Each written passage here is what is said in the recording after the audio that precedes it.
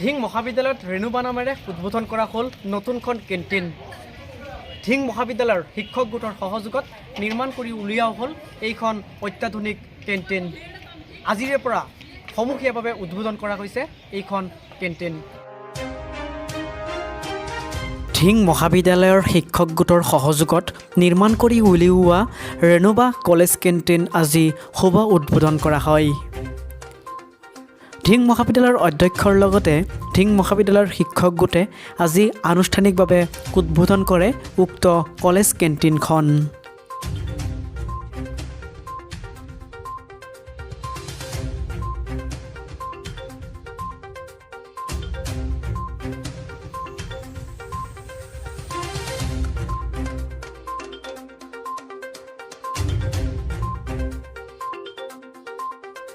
পুৰণা কেণ্টিনখনত পৰ্যাপ্ত পৰিমাণৰ সা সুবিধা নথকাত কিছু নতুন সা সুবিধাৰে এইবাৰ নতুনকৈ নিৰ্মাণ কৰি উলিওৱা হ'ল এইখন কেণ্টিন।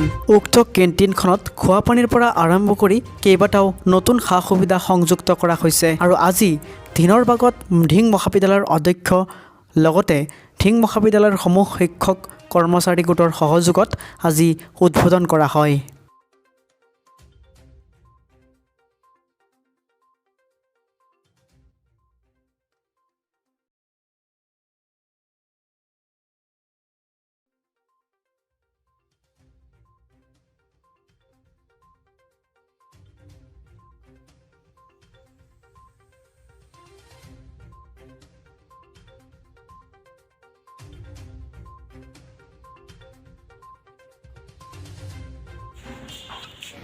আমাৰ ঢিং মহাবিদ্যালয়ত কেণ্টিন এখন আছিল। কেণ্টিনখন আমাৰ ল'ৰা ছোৱালীৰ অনুপাতে সৰু আছিল বহুত। আমি শিক্ষক গোটে চিন্তা কৰিলোঁ যে আমাৰ ল'ৰা ছোৱালী ছাত্ৰ ছাত্ৰীৰ অনুপাতত আমাৰ কেণ্টিনটো সৰু হৈছে, গতিকে এই কেণ্টিনটো ৰিনোভেট কৰিব লাগে। সেইকাৰণে আমি পদক্ষেপ লৈছিলোঁ আজিৰ পৰা 3 মাহমান আগত। হয়, 3 মাহমান আগত আমি পদক্ষেপ লৈছিলোঁ আৰু আমি আৰম্ভ কৰিছিলোঁ। আমাৰ গোটে কনষ্ট্ৰাকশ্যন কমিটি বনাই দিছিলে। তাত আমাৰ মুছলিউল ইছলাম, বিনোদ বৰা, ৰবীন শৰ্মা বৰুৱা, বিমল পাল, গোবিন্দ ভৰালী ছাৰহঁত আছিলে। আমি 6জন আছিলোঁ মেম্বাৰ। 6জনৰ চিন্তা কৰি আমি কেণ্টিনখন ৰিনোভেটেড কামত আগবাঢ়িছিলোঁ।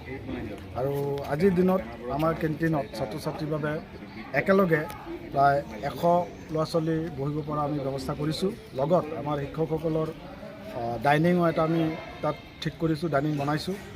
আমাৰ যিসকল বাহিৰৰ পৰা গেষ্ট আহে তেওঁলোকক আমি এতিয়া কলেজতে খোৱা বোৱাৰ ব্যৱস্থা আমি কৰিব পাৰিম। আমাৰ ডাইনিং হৈছে নতুনকৈ। আৰু এই কেণ্টিনখনৰ মোটামুটি আমাৰ 4.5 লাখ টকাৰ ওপৰত আমাৰ খৰচ হৈছে। আমি সেইখিনি আমি শিক্ষক গোটে আমি বহন কৰিছোঁ। গোটেইখিনি বহন কৰি আমি এইখন উলিয়াইছোঁ। আচলতে আমাৰ ঢিং মহাবিদ্যালয়ৰ পৰিয়ালবৰ্গৰ কাৰণে এটা আজি গৌৰৱৰ কথা যে আমাৰ ঢিং মহাবিদ্যালয়ৰ যিখন কেণ্টিন আছিল, ইতিমধ্যে আমাৰ দেৱব্ৰত দেৱনাথে কৈছে যে এইখন আমাৰ ছাত্ৰ ছাত্ৰীৰ অনুপাতে এখন কিমান এটা স্পেচিয়াছ নাছিলে। গতিকে আমি আমাৰ শিক্ষক গোটে আমি ভাবিলোঁ যে এইখন আমি ৰেন'ভেট কৰি এক্সটেনশ্যন কৰিব লাগে। আৰু আমাৰ সেই আইডিয়াৰ মৰ্মে আমি শিক্ষক গোটৰ তৰফৰ পৰা প্ৰায় তেখেতে কোৱাৰ ধৰণে 4.5 লাখৰ ওপৰ টকা আমাৰ ইয়াত মোটামুটি খৰচ হৈছে। ফাৰ্নিচাৰখিনি বাদে ফাৰ্নিচাৰখিনি আমাৰ কলেজে প্ৰভাইড কৰিছে, বাকীখিনি আমাৰ 4.5 লাখ টকা খৰচ হৈছে। আৰু এইটো ঢিং মহাবিদ্যালয়ৰ কাৰণে আজি এটা গৌৰৱৰ কথা যে আমি অন্ততঃ ইয়াত একেলগে মানে 100 ছাত্ৰ ছাত্ৰীয়ে ইয়াত একেলগে খোৱা বোৱা কৰিব পাৰিব। আৰু ইয়াত আমাৰ কেণ্টিনটোৰ নামকৰণটো আমাৰ আগতে হোৱা নাছিলে। আমি এইবাৰ যিহেতু তাক নামকৰণ কৰিছোঁ, আমাৰ এই নামটো হৈছে ৰিনোভা। নাক আহিব আমি প্ৰস্তুতি চলাই আছোঁ। আমাৰ ছাত্ৰ ছাত্ৰীসকল সজাগ হোৱা নাই বুলি পেলাই নহয়, আচলতে সজাগ হৈছে, যথেষ্ট সজাগ আমাৰ ছাত্ৰ ছাত্ৰীসকল হৈছে। আৰু আমাৰ শিক্ষকসকলেও দিনে ৰাতিয়ে কলেজৰ কামতে ব্যস্ত হৈ আছে। গতিকে আমি আশা কৰিছোঁ যে যোৱাবাৰ আমাৰ যিটো ছেকেণ্ড চাইকেলত গ্ৰেড আছিলে, এবাৰ আমি তাতকৈ অলপ ভালে পাম বুলি পেলাই আমাৰ এটা আশা আছে। আৰু ছাত্ৰ ছাত্ৰীসকলক আহ্বান জনাইছোঁ, সকলোৱে সহযোগ কৰিব লাগে, এইকেইদিন আহিব লাগে। হয় ছাৰ। আৰু আমাৰ যিমান যি কাম বাকী আছে এইকেইদিনতে আমি সমাপন কৰি সম্পূৰ্ণ প্ৰস্তুতি আমি কৰিব লাগে। সেইখিনিয়ে এইখন নতুন কেণ্টিন উদ্বোধন কৰা হৈছে আজি সমূহীয়াভাৱে। আৰু এইখন কেণ্টিন নিৰ্মাণ কৰাত আমি ছাত্ৰ একতা সভাৰ তৰফৰ পৰা ধন্যবাদ জ্ঞাপন কৰিছোঁ ঢিং মহাবিদ্যালয়ৰ শিক্ষক গোটক।